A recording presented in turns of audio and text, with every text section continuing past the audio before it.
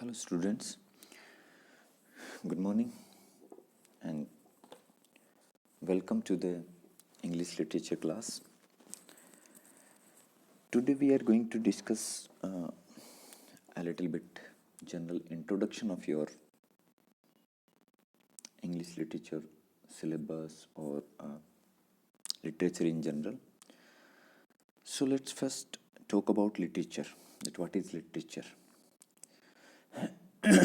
Literature is generally a term which is used to describe something written or spoken, है ना? Because आप भी जानते हो कि जब छापाखाना का आविष्कार हुआ था गुटेनबर्ग के द्वारा, उससे पहले we don't have written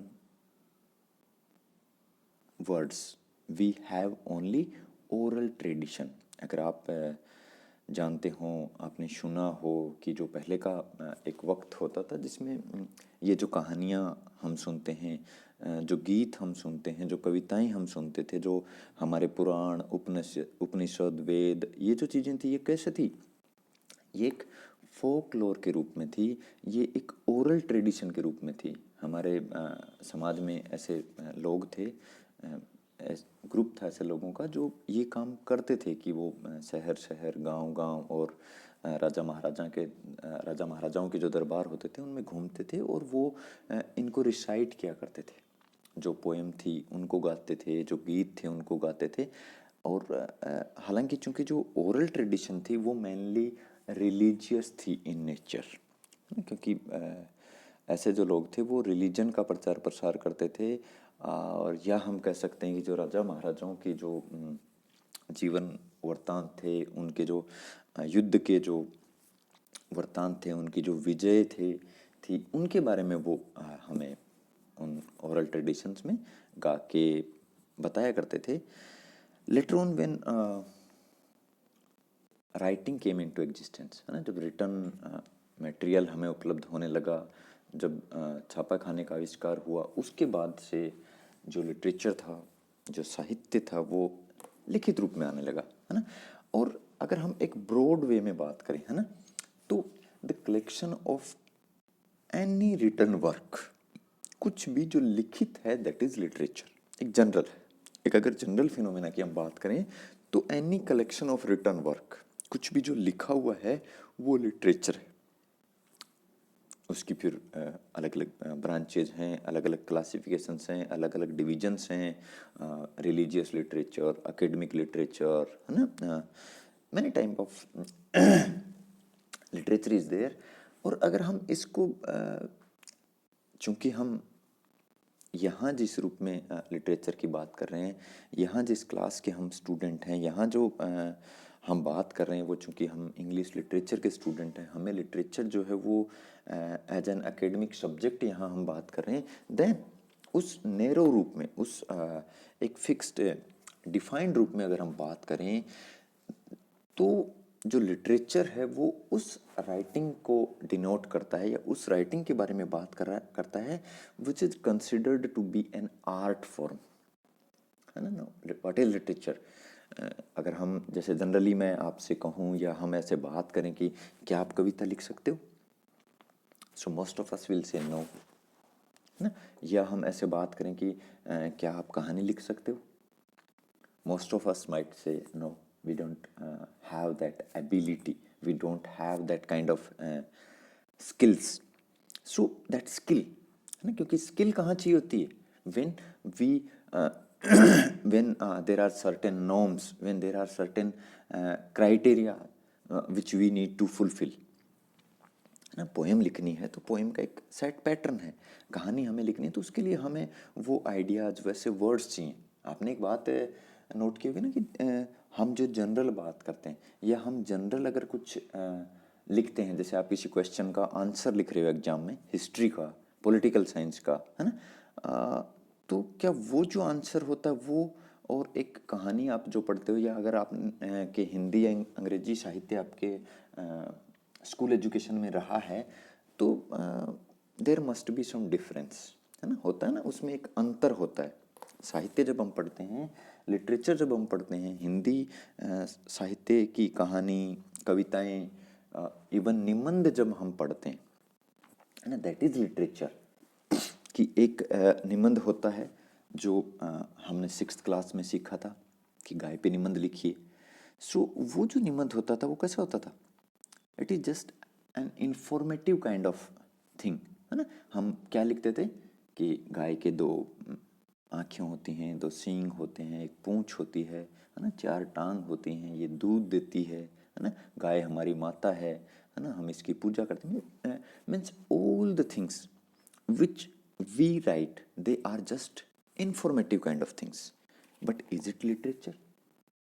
In that specific framework in which we took literature, जिस फ्रेमवर्क में हम लिटरेचर की बात करते हैं, जिसे हम साहित्य कहते हैं, है ना, तो क्या वो जो हमारा निबंध था, हमने लिखा था, काउ पे लिखा था, माई टीचर पे लिखा था, माई स्कूल पे लिखा था, है ना, या my first day at school लिखा था, क्या वो लिटरेचर की कैटेगरी में आता है?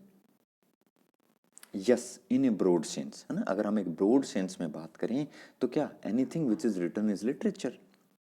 लेकिन एज एन आर्ट फॉर्म अगर हम बात करें तो दैट ऐसे doesn't come in to that form. We have speeches, है ना, हम भाषण देते हैं, is that an art form? No, for most of us, है ना। स्पीच जो होता है वो मोस्ट ऑफ अस के लिए आर्ट फॉर्म नहीं होता, and that's why it can't be categorised in literature. Then we have 5 main categories in literature, broadly speaking, that is fiction, non-fiction, drama, poetry and folk tale, है ना। ये 5 जो चीज़ें हैं ये एक जनरल हम रूप लेते हैं। So let's talk about fiction, है ना। Fiction is something which is imaginary, है ना। जनरल मीनिंग अगर हम देखें तो what is fiction? That is imaginary. अगर हम कोई इमेजिनरी, कोई काल्पनिक चीज अगर हम लिख रहे हैं, that is fiction. So what is imaginary? काल्पनिक क्या होता है अगर हम बात करें तो? स्टोरी, है ना। कोई भी अगर स्टोरी होती है, कहानी जो होती है वो क्या होती है? काल्पनिक होती है ना। हमेशा जो भी कहानी होती है वो वंस अपॉन ए टाइम हम लिखते हैं, एक बार ऐसा हुआ था। देयर इज, है ना, जो राइटर होता है वो उसकी ऑथेंटिसिटी का कोई क्लेम नहीं करता है ना, स्टोरी का, because it is just his imagination. वो उसकी इमेजिनेशन होती है, जो विषय वस्तु होती है, जो पात्र होते हैं, जो घटनाएं होती हैं, वो सब उसके दिमाग की उपज होती हैं, वो उसकी इमेजिनेशन होती है। So that is fiction. So fiction को अगर हम फिर बाद में लिटरेचर के रूप में देखें, then it has 2 things.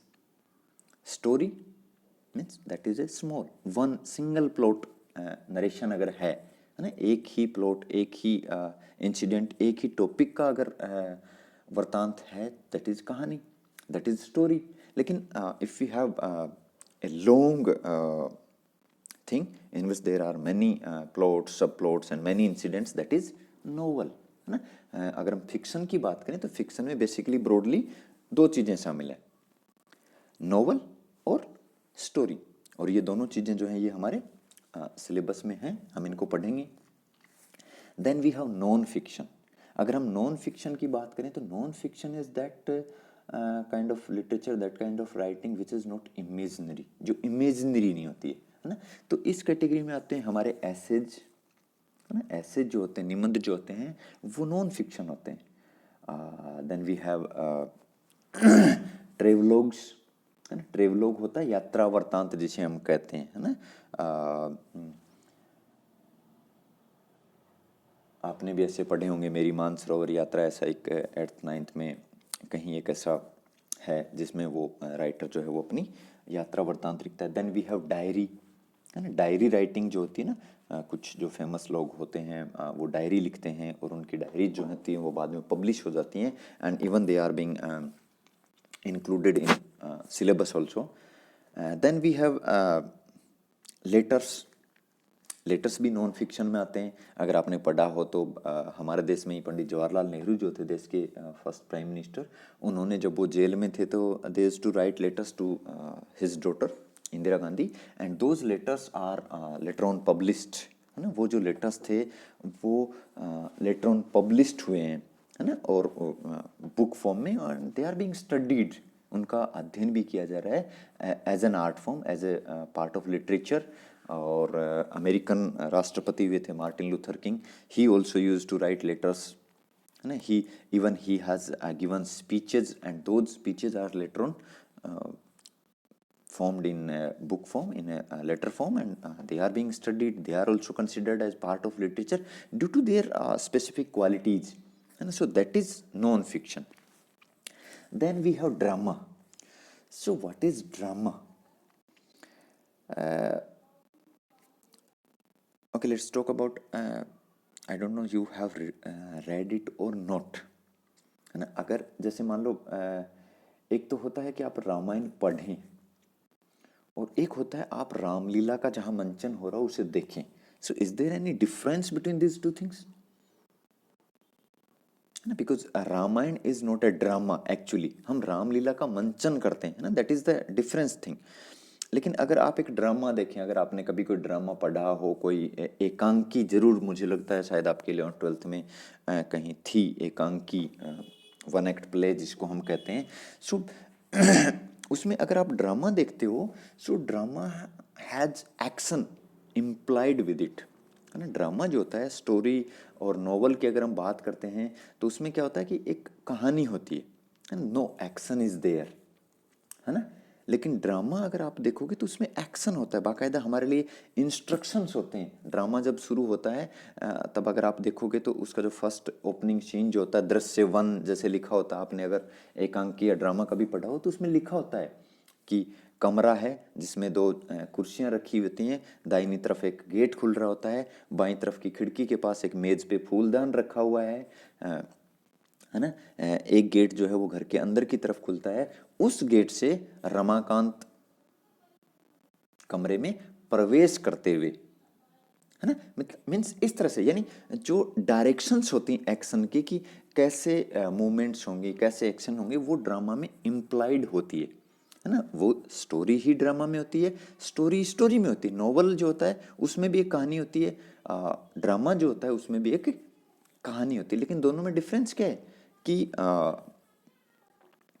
Drama जो होता है उसमें जो राइटर होता है वो अपनी तरफ से एक्शन को इम्प्लाइड करके चलता है, वो खुद हमें बताता है कि अब यहाँ ये सीन कहाँ का है, अब इस ये जो दृश्य है इसकी सेटिंग कैसे है, कौन कहाँ बैठा है, खड़ा है, कैसे है, वो सब ड्रामा में इम्प्लाइड होता है। देन वी हैव पोएट्री, है ना। So poetry we will discuss a bit later, and then we have folk tale.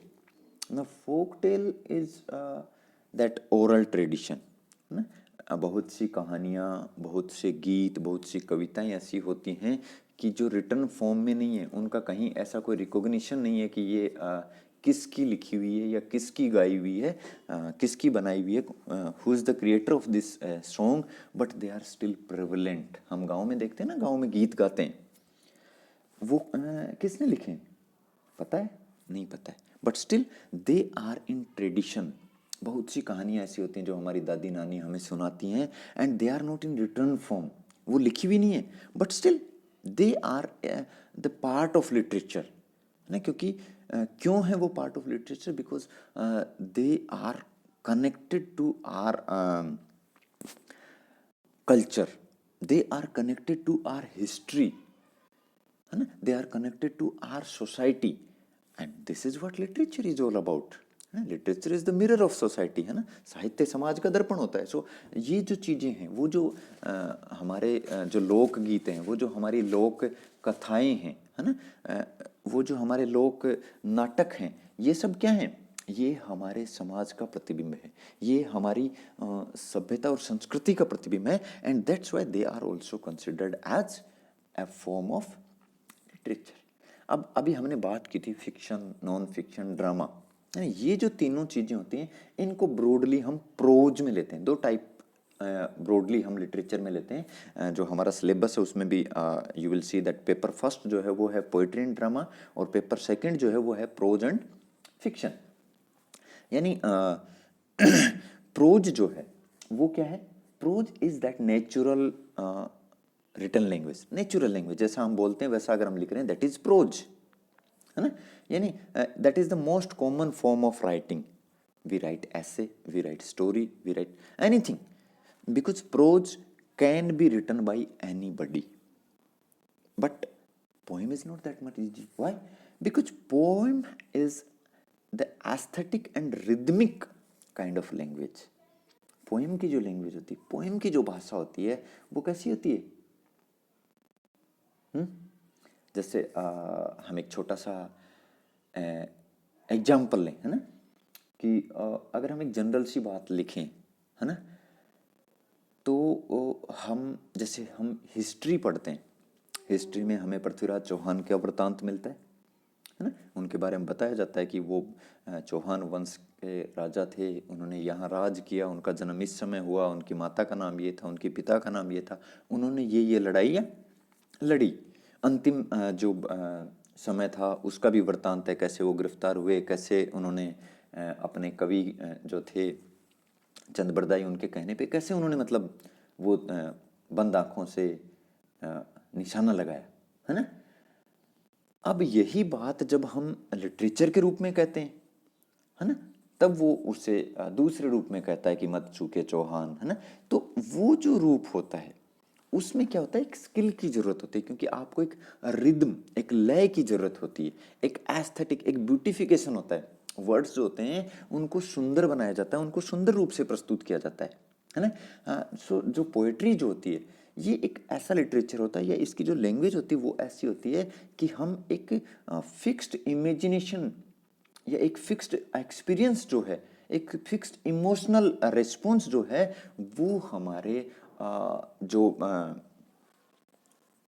लोग हैं, हमारे जो लिसनर्स हैं, हमारे जो रीडर्स हैं, है ना, उनको उनमें जगा सकें, उनको दे सकें ऐसा एक एक्सपीरियंस। ये एक स्पेसिफिक पर्पज होता है पोएम का, and that is the reason why we you might have seen that जो कृष्ण सुदामा की कहानी है वो हमने सबने पढ़ी हुई है ना, लेकिन वो जो पोएम थी उसकी बजाय जो सॉन्ग्स हमने सुने कृष्ण सुदामा के बारे में, वो हमें ज़्यादा असरदार लगते हैं। क्यों लगते हैं? Because of that aesthetic quality. Aesthetic means having that beautification, है ना, वो जो सुंदरता थी, वो जो उसका एक ब्यूटिफिकेशन कर दिया, उसको हमारे लिए कर्णप्रिय बना दिया। ये जो चीज़ थी वो उसे सुंदर बनाती है, and that is poetry.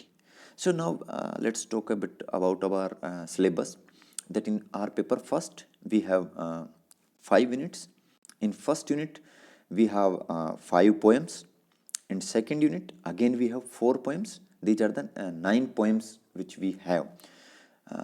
Different kind of poems they are, different genres are there, different styles are being adopted for writing.